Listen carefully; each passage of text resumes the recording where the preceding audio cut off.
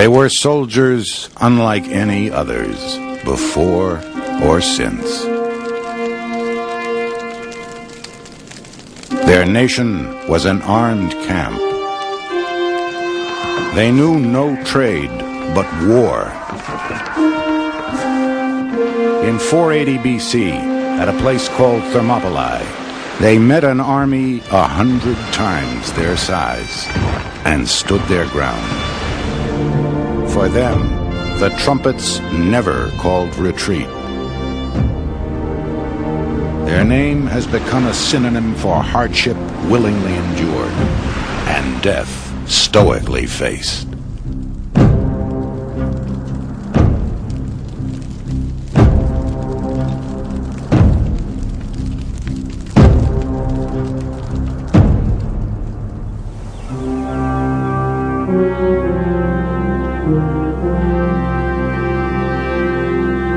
If the city of the Spartans should be deserted, and nothing left but its temples and foundations, posterity would, I think, after a long lapse of time, be unwilling to believe that their power was as great as their renown.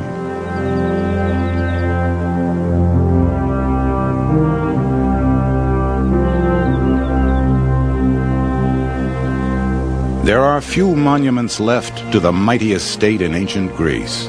For the Spartans were defended not by walls, but by their warriors.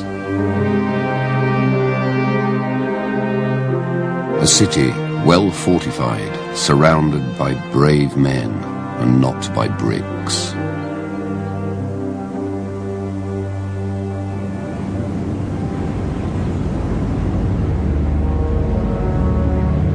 Early in the 5th century BC, the Spartan defenses were put to their hardest test yet. The Persian king Xerxes, who ruled the greatest empire in the world, schemed to make it greater still by conquering the city-states of Greece.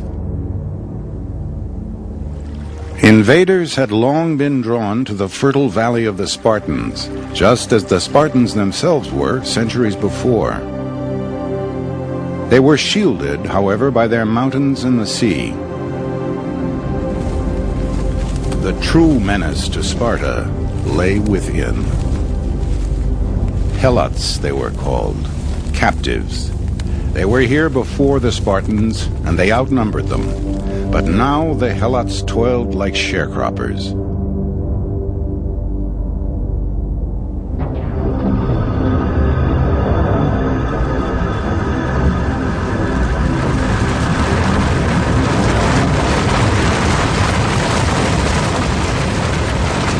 When a terrible earthquake shook Sparta, the Helots rose up. The revolt took several years to quash. Ever since, the Helots were kept in check by Sparta's soldiers, who went among them to kill the disloyal. Hostile to outsiders, fearful at home, Sparta was a regime like no other in history. Forever under the cloud of war, the entire nation lived like an army.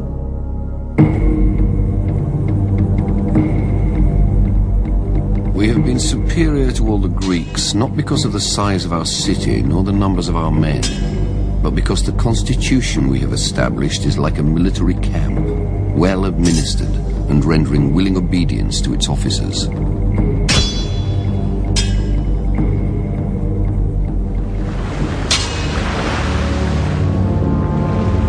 When the Persians marched on Greece, Sparta and its rivals ceased fighting among themselves. A small force, including 300 Spartans, was dispatched to hold off the Persians while the city-states organized. Among them, a warrior named Aristodemus. Like the others, he had prepared all his life for war, beginning at birth.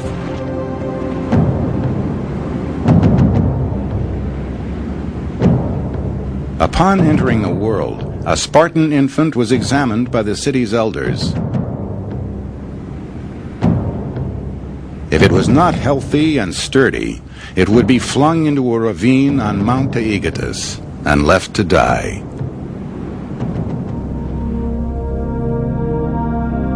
Surviving his first trial, Aristodemus was bathed not in water but wine to steel his constitution. Then he was handed over to a slave nurse. He would not be coddled. He was fed plain food and taught not to fear the dark or being alone. At 7, Aristodemus was enrolled in the state school, the Agoge. His life was now devoted to war. Of reading and writing, they learned only enough to serve their turn. All the rest of their training was calculated to make them obey commands well, endure hardships, and conquer in battle. The young Aristodemus was forbidden underclothes and shoes. Instead, he received a single cloak to last the whole year. During exercise, he went barefoot and naked. He was given no bed. He had to make his own from coarse rushes, plucked and twisted by hand. His diet was deliberately poor. To supplement it, he was encouraged to steal food, for someday his life might depend on living off the land. But if caught, he was beaten, first by the owner he had stolen from, then by his tutor for getting caught. At 12, Aristodemus began training with weapons: the sword, the thrusting spear, and the bulwark of the Spartan army, the shield. It was a simple metal disc hammered over a wooden core. The warrior passed his left arm through a loop to a grip on the rim. A line of soldiers so protected formed a phalanx, a wall of shields, where the right side of each man was protected by the shield of the man beside him. So important was it that warriors were told to come back with their shields or on them.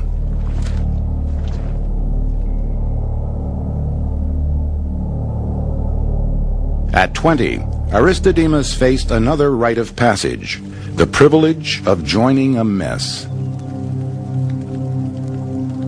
The messmates contributed monthly a bushel of barley meal, 8 gallons of wine, 5 pounds of cheese, 2.5 pounds of figs, and a very small amount of money for such relishes as flesh and fish.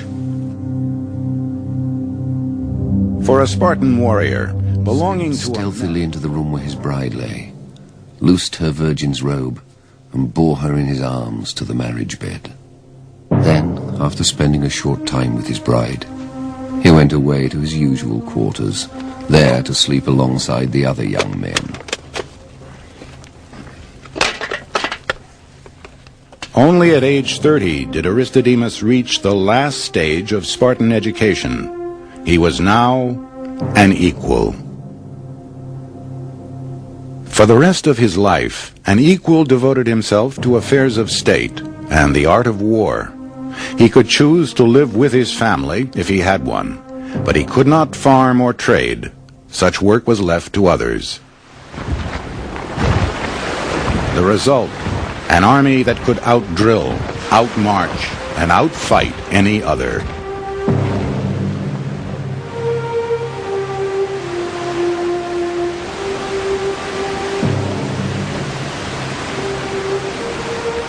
Thermopylae means gates of heat.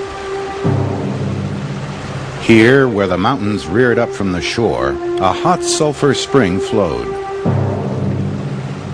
In time, the sea would ebb and expose a plain nearly a mile across.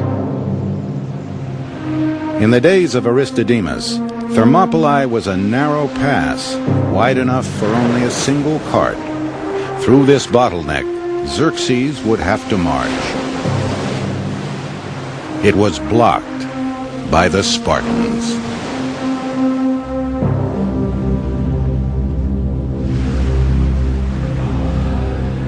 Xerxes sent out a spy. All he discovered was the Spartans' scorn for their enemy. and for death. They stood in the open, conspicuous in their red cloaks and confident in their arms. There he saw some of the men at exercise and others combing their hair. Marveling at the sight, he rode back, unmolested, none pursuing him or even paying him any attention. When Xerxes heard, he could not comprehend the truth, that the Spartans were preparing to the best of their power to kill or be killed. What they were doing seemed laughable.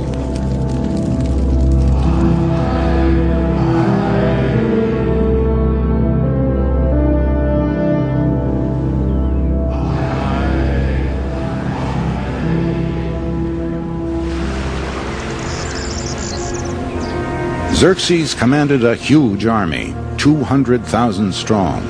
Such a host, he imagined, would sweep the Greeks aside. He didn't know the lay of the land or the way of the Spartans.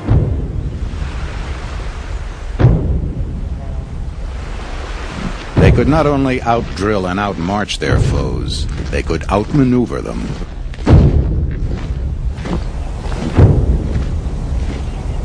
Spartans fought in platoons of 24 men called sworn bands. Small, mobile, and fiercely loyal. Aristodemus would serve in the same band throughout his career. At 55, he would retire, and a new man would take his place. For this family of comrades, each man was sworn to fight and die.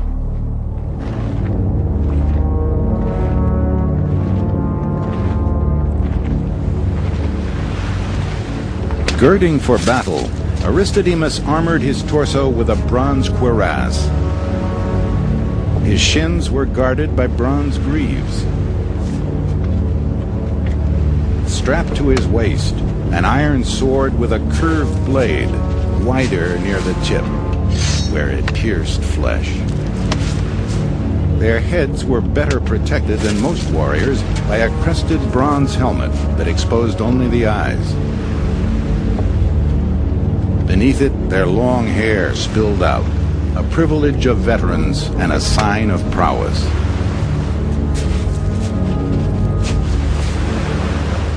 Deployed in the first rank of the phalanx, Aristodemus lifted his short spear over his shoulder, locked shields with his comrades, and advanced.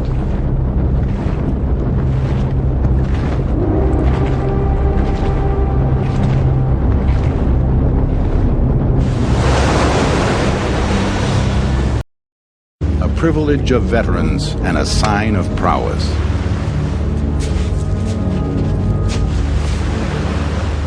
Deployed in the first rank of the phalanx, Aristodemus lifted his short spear over his shoulder, locked shields with his comrades, and advanced.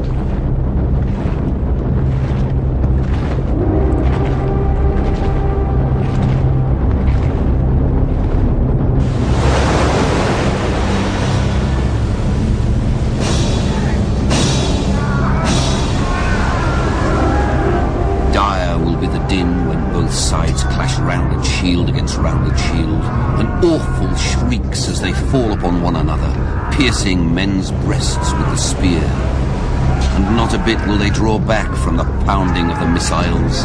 Nay, despite the battering of great hurlstones, the helmets shall abide the rattle of war unbowed.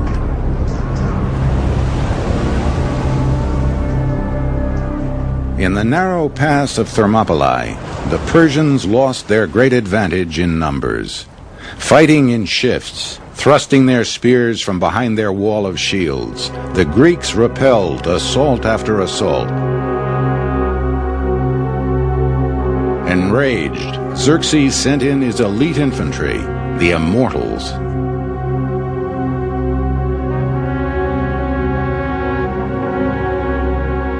The Spartan king Leonidas ordered the unthinkable: retreat. The Persians swarmed into the pass and the trap. At a signal, the Spartans turned.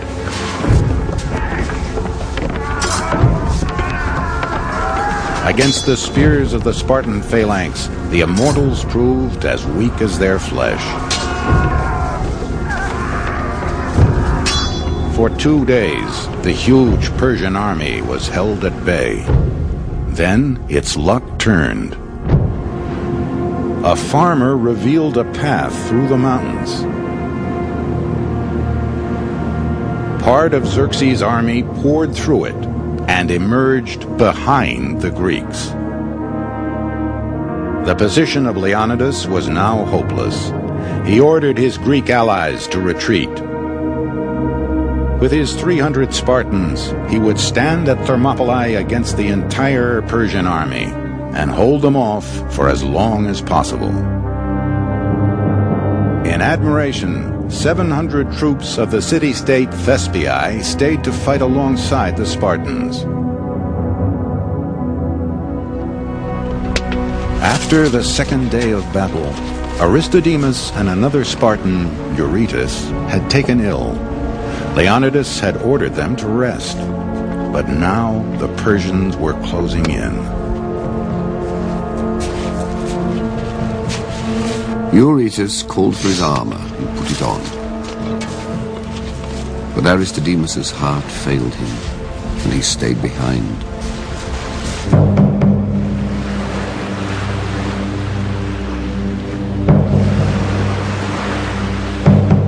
They now met their enemies outside the pass, and many of the barbarians were slain.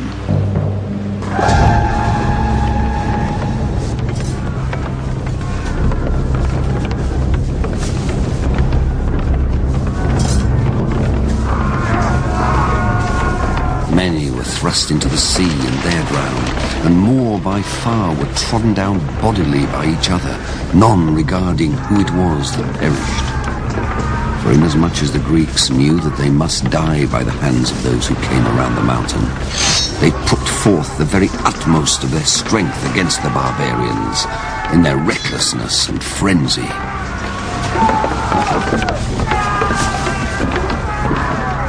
In the thick of battle, King Leonidas fell. The fiercest fighting now took place for his body.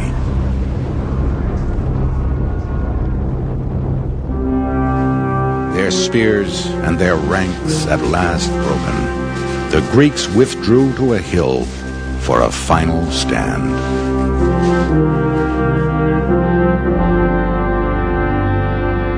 In that place they defended themselves with their swords, as many as still had such, and with their fists and teeth, till the barbarians overwhelmed them with missiles. Thus did the men of Sparta and Thespiae bear themselves.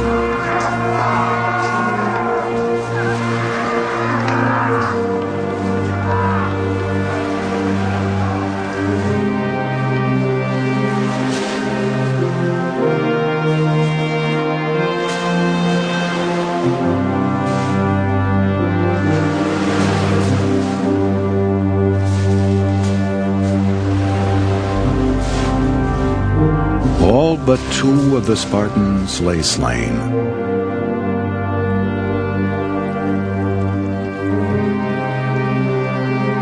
The poet Simonides composed an epitaph for the Spartan dead.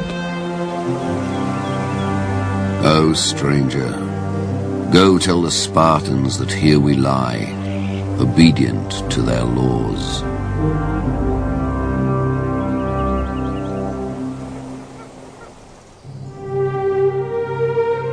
One warrior did not lie there, Aristodemus.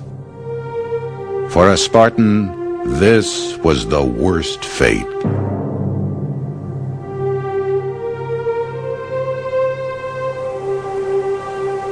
When Aristodemus returned to Sparta, he was dishonored. No Spartan would give him fire, nor speak with him. And they called him, for his disgrace, Aristodemus the coward.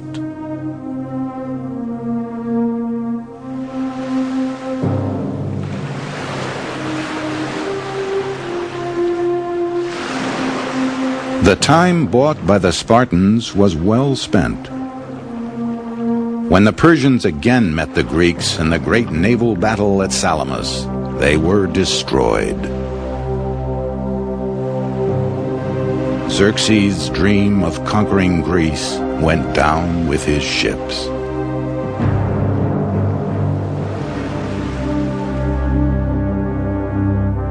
Aristodemus was a broken man.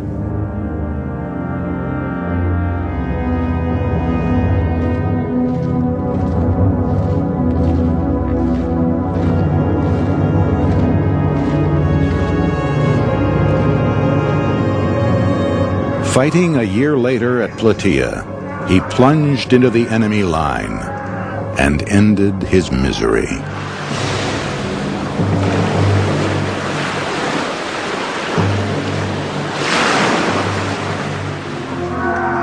For the next century, Sparta was the most powerful state in all Greece. In 404 BC, it defeated its proud arch-rival, Athens. But for the inflexible Spartans, new lands proved easier to win than to rule. The state as armed camp, an idea that worked so well at home, failed abroad. By the 2nd century BC, Sparta was broken.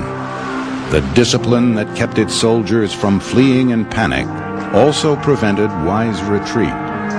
Militant Sparta had made too many enemies and lost too many men. Sparta's great training system, the agoge, was reduced to spectacle.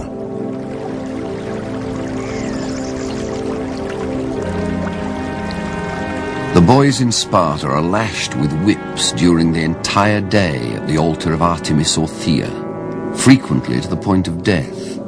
And they bravely endure this, cheerful and proud, vying for the supremacy as to which could endure being beaten for the longer time and the greater number of blows.